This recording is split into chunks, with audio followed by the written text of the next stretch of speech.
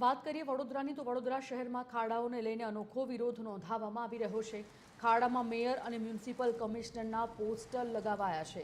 Mayor Pinky સોની અને commissioner Arun બાબુના poster લગાવાયા। Mayor અને કમિશનરને ખાડાઓ માટે જવાબદાર ગણાવતા સ્થાનિકોમાં આક્રોશ ફેલાઈ ગયો છે। યુવાનો દ્વારા અનોખો વિરોધ કરી તંત્રને જગાડવાનો આ પ્રયાસ છે।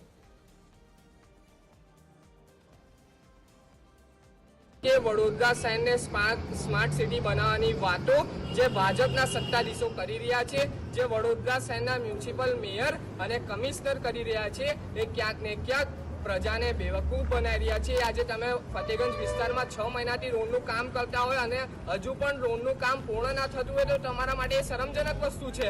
આજે તમે જોઈ શકશો કે ફતેગંજ વિસ્તારમાં 6 મહિનાથી બંધ રોડ ચાલે છે, લોકોને કેટલી હાલાકી ભોગવવામાં આવી છે એ મેયર કે મ્યુનિસિપલ કમિશનરને દેખાવામાં નથી આવતું। તો આજે હું તમારો પોસ્ટર લગાવીને વિરોધ નોંધાવીશ અને તાત્કાલિક ધોરણે આ ફતેગંજ વિસ્તારનો રોડ અને વડોદરા શહેરના તમામ ખાડાઓને પૂરવામાં આવે એવી માંગણી પણ કરીશ।